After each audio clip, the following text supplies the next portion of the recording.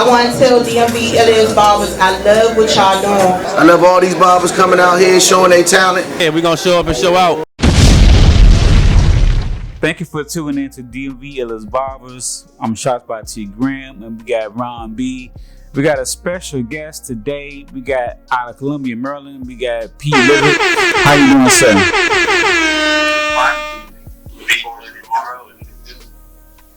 Yeah, just right now I'm hanging out beside my daughter ice skating. Good, man. Everything's going fine. Wonderful, sir. Question for you. How long have you been in the barber game? I want to say it's about 12 years. I began in Salt Lake City area and very quickly moved to Maryland. So I brought my wherewithal and all my education, hopefully, I get to Maryland. Okay. I was able to quickly find a place to work here, thankfully. Okay. Why did you want to be a barber? I didn't want to be a doctor or a lawyer, is what I tell everybody. I was trying to go to one college, and so there's a really good barber school that I went to. It's called the Barber School, and it is in the Salt Lake area. And so, I mean, that's the reason why I wanted to do something that didn't require me like going into debt and basically wasting 4 years at least of my life, and wanted to do something that was fulfilling. And I didn't think much about barbering until I was approaching 18 years old, and I had a barber who I looked up to a lot, and he was also a musician, so he and I would kind of play music together every now and again, and he would cut my hair.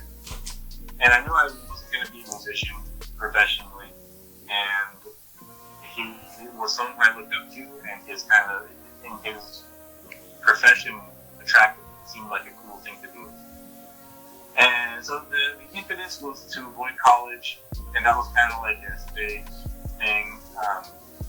But I'll tell you, really quickly it became a bigger thing because not long after that I started to take my life seriously. And so it might be corny, but I can honestly tell you that I prayed about what I could do with my life. Right. Barbering became immediately front of mind, and so I took that as sort of things. Pretty quickly, I took it really seriously from just something to do to avoid college, or something that might be fun, to something that I really could dedicate my life to. Mm-hmm. Yeah, nah, that's good. They ain't nothing corny about that. Nothing at all. Yeah. Nothing at all. So let me see. Utah to Maryland, right? So I feel like that's a totally different. It's totally different between the two.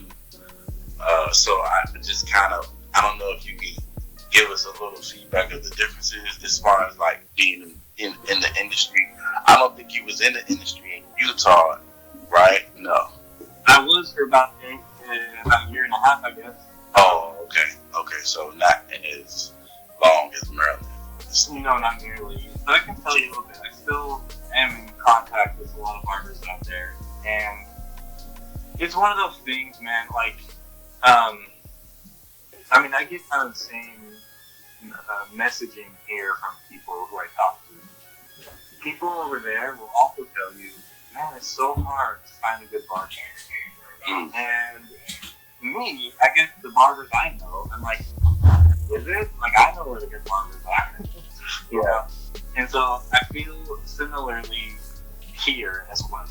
I get a lot of folks tell me, how do I find a good barber? And I'm like, well, I guess all the barbers I know are good. I guess maybe they're too busy, or they don't want it because they don't have to because they're good. But yeah, over there, it is a pretty new thing. Barbering in Utah, much like in the rest of the country, really died down big time between like the 60s up to the 2010s or so. But I think, from my perspective, the school that I went to, barber school in Midvale, which is like a suburb of Salt Lake, was a big step, or at least recognized a new market that was emerging in barbering. And right now, from what I can tell, barbering, particularly in the metropolitan areas of like Salt Lake City and Provo, maybe, is pretty strong right now. And I'm still in close friends with particularly one barber in particular in Utah who has, aside from being a really great barber, has had some of the most beautiful barbershops I've ever seen in my life throughout his time over there. So no, I think there is definitely a market of folks who appreciate barbering and who have high standards in Utah. There's plenty of trash haircuts too, and you don't take it seriously. In Utah, particularly, I see the phenomenon of young ladies like graduating from high school and going to hair school, not because they're not interested in hair, but because it's like easier than college or whatever. And of course, there are plenty of amazing hairstylists, and I follow a lot of them too. But I'm just saying that phenomenon exists as well. So it runs again, but there is definitely some good barbering, and of course here, I mean, goes without saying, amazing barbers here. Would you ever go back to Utah? Just to throw that out there. Probably retire. Although I don't know even that. I live on a regular basis. My family's still out there. I have a lot of very close friends out there. I like it, but I'm here. I like this here. I love it here. Yeah. Cool. When you move here to Maryland, how many barbershops were you in before you got your own? 3, I guess. I began with White's Barber Co. in Laurel, with Brian White out there. And that was kind of the core of the circle of my network, I guess. Everyone who worked there, who were there. So, like, you got obviously Mike Neal, who's with you guys, Janae, Ken, Gil, and a bunch of others, like Eric over at Manifest in DC. He was there. He was really great. And others not, I'm sure. I don't think I'll name everybody, but yeah, that was big. And then at the same time, I took a couple days at my mother-in-law's barbershop, which is in Hyatstown. And so I was helping them out for a couple days for about, probably 6 or 7 years. And but I was going to both those shops, working in both those shops for a while. Then a few of us opened up another shop in Laurel and Phoenix Salon Suites, very briefly. And then, of course, Tim and Mike and Renee opened Prestige in Laurel. And I, just before that, I opened my shop, Half Pennies, in Columbia. Right. So Okay. that makes it 3, I guess, technically, right? Mm-hmm. Yep. Not counting Ray's Barbershop in Salt Lake City, of course. Right. All right, well, we got the battle that's coming up, and you've done one battle with us, matter of fact, at the same location in Versatile Barbershop in 2019. I'm sorry, 2019. No, I think was it 2019? I feel like it was more like 2017. Maybe it was 2019. Yeah, it was in July. Okay. Well, yeah, I'll defer to you on that. I trust you more than myself. How was your first experience in the battle? Oh man, I had an amazing time.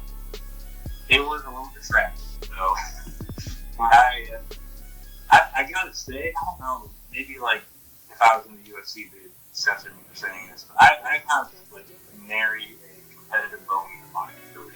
Mm-hmm. It's one of the things that attracted me to this industry is like the colleagueship we all have with each other. Right. And that's the biggest value I get out of these barber battle events you guys put on. Because it seems like a competition, and it is. Yeah. But there's such strong camaraderie. Getting these amazing barbers together, all such good folks, cool people. That's what attracted me to it. But I enjoyed the challenge, and it was crazy the first time because I had my one model, and then I don't remember how soon before the actual date you guys contacted me. But it wasn't much time, and I couldn't get a second model, so I did a comb over, and then I did a 30-minute like fade back.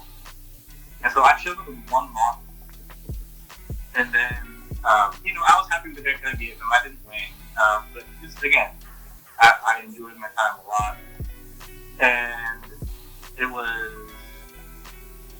Oh, I can't remember his name. He was a detective, though. I can't believe I'm blanking on his name. He's an amazing, extremely talented barber out there in Texas. Now he was here. San Eli. That's right. Yes, San Eli. Yeah, he was great and really cool guy, deserving winner. But for the second battle, I had to, and trust me, it was not easy. I had to convince someone from the crowd to come up and let me cut their hair. And I could tell he was terrified. Right. So maybe I'm exaggerating, but he was like trepidatious, we'll say. And I wasn't worried about it. I've been down that road plenty of times, supposed to be nervous about me cutting their hair. But it was great. And of course, I didn't think I would win. This was a model I didn't know. But you know, I was happy with the haircut. And he was smiling afterwards, and he was happy with me too. So that made me really happy, and I felt proud because that was like another level of purity in the competition. You know what I mean? Right. Cutting someone's hair before. I felt proud. Yeah. It was a good time. That's important. Yep. That's good, man. Do you, well, let me ask you this. Do you think, well, in your words, what does it mean to be an ill barber? Or to be one of the illest barbers? One of the illest barbers? Yeah. That's a good question. I think that being one of the illest barbers means that you focus on service. Okay. I think that your level of talent and your level of technical ability can change. Hopefully it improves, right? Right. But the one constant that you can have in this great profession is service and recognizing who the star is. It's not the barber, it's the guest. Here you go. And, you know, recognizing the reason for all this effort that we put into the profession. It's not to make us greater, although if that does happen and we do want to make money, we want to be successful. Right. But it's to serve our community. And I think if you get that down, then you're naturally going to become one of the illest barbers, because that will mean that you'll start improving your craft. That means you probably will start adding services on your menu, particularly higher ticket services that give great experiences, and just naturally lead more living barbers, DMV. So right now we got plenty of that. I think there are plenty of really great barbers in this area. Yeah, it is. Nice to see. Yep.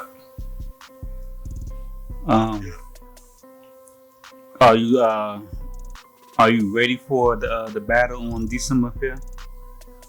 Man, I'm ready as I'm gonna be. I've been looking forward to it. It's gonna be really fun. It was nice to meet Aaron the first time. I know who he is. Never met him in person.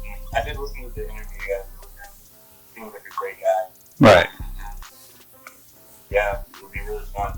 Man, Pete, you know you're supposed to do way more than just two. I just thought about that. This would be a second one. Now, I know you came to a couple. I'm like, it's only a second one. I remember the first one. But I'm just like, you should have been at least about 4 or 5 by now. But, you know, we'll take whatever. Whenever. I'm attending once, man. I love going. I was on display, and I hate the word networking, but I guess. Yeah. But in a sense. Yeah, in a sense. Yeah. Yeah. Well, it's a nice atmosphere, you know. There's DJ, it's food. It's amazing. Right. Yes, sir. And what is one of your best moments that you remember as being a barber so far? You know what? I think that my best moments just happened like last week. Oh wow. I had this guest come in, and they sit down in my chair, and they hand me a $20 bill, and they said, "I owe you an extra tip." And I said, "No, you do not."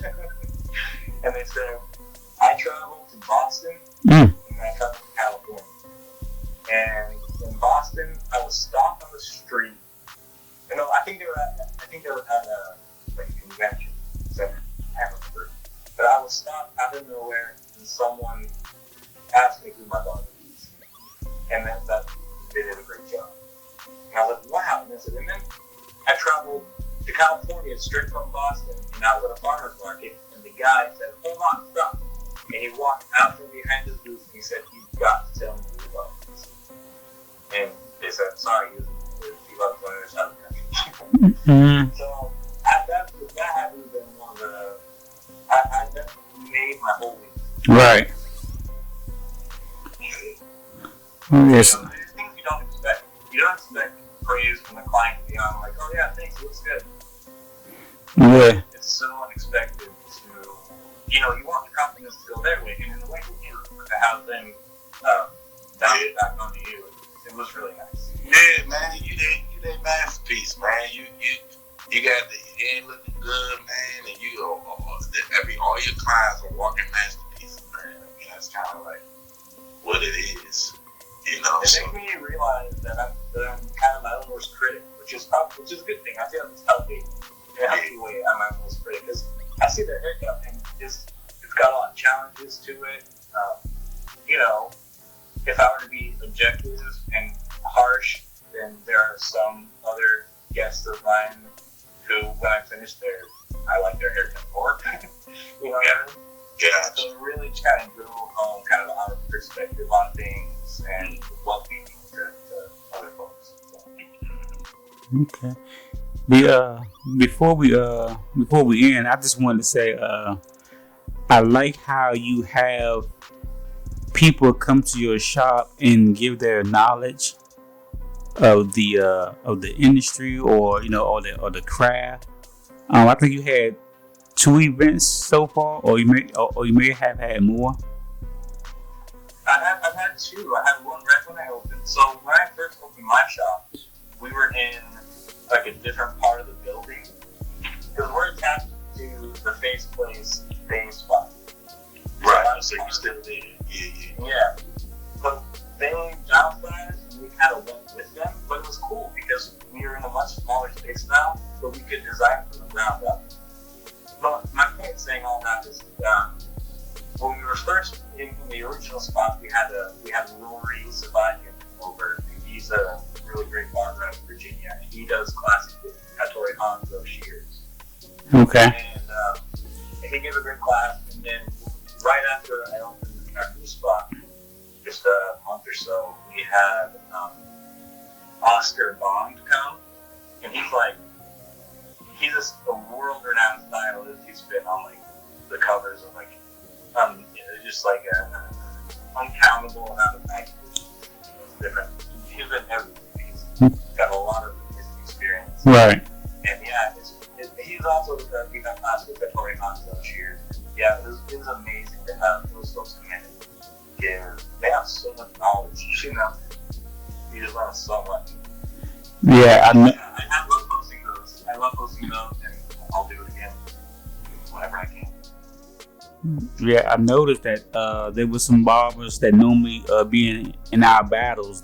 They were there at the last one. Mm-hmm. Yeah, and I only know them because of you guys. So that's how they would reach out to that. Yeah, no, it's good. That's how we like to do things, man. It's a big family, and like you said, networking and learning things, different tips, different ideas. Knowledgepreneurs.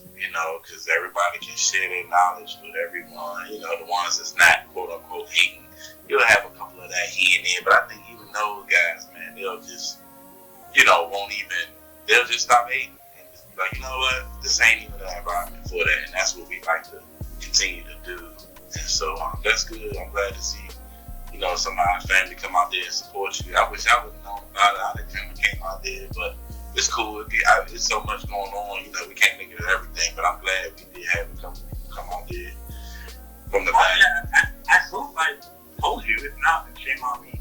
So no, it's cool. He probably DM'd us or maybe, mentioned it. It don't matter. I'm sure you'll do more, and we'll definitely try our best to. And you guys gotta come check out the shop, man. It's really cool. Yeah, the last time we was out there, yeah. Yes, sir. Well, if you have anything that's going on or upcoming, please let the people know, and also give them your Instagram and where your shop is actually located and how they can book with you. Sure. Yeah. Right now we don't have any events on the docket. I keep those pretty sparse. I'm kind of a busy guy in and out of work, so I kind of try to pace myself with that. But yeah, if you can follow me on Instagram, we do have stuff today going out there, and that is Petebarbero 1, and we have a shop called Half Penny Tonsorial and Shave Parlor. It's next to the Face Place in Columbia, Maryland. It's 6935 Open Mill Road. And I guess that's it. Okay. That's all, man. Good luck with your battle tomorrow, and man, I'm gonna see you there, root everybody on. But I'm just glad you're proud of it, man, because we need more bombers like you, man. I appreciate you guys. I really appreciate what you do. I'm really happy, that to be able to even just attend these things, let alone participate in them. So, you guys know, if you ever need anything, let me know. I'll be happy to help you however I can. Go ahead and hold the camera at the event, check out the new one. That was fun. Oh yeah, we'll go ahead and bring that. Go ahead and bring that. But I'll bring my hands to hold your camera. Yeah. Well, everybody, thank you for tuning in. If you can, check out Clash of the Titans 2 tomorrow at Burlington Barbershop in Clinton, Maryland. Doors open at 7 p.m. The actual battle will start at 7:30. We have Mr. Pete, who will be going up against Aaron, Sick with the Clippers. They'll be doing a comb-over battle. This battle and 5 other more battles where you don't want to miss it. So please come check it out. If you can't make it, it'll be on Instagram. Mr. Pete, once again, thank you for letting us do this interview with you. I really appreciate you guys. Thank you for your flexibility. Get this all scheduled and stuff too. Appreciate that. Yes, sir. Yes, sir. All right, everybody. Thank you for tuning in DMV'S Barbers, and we out.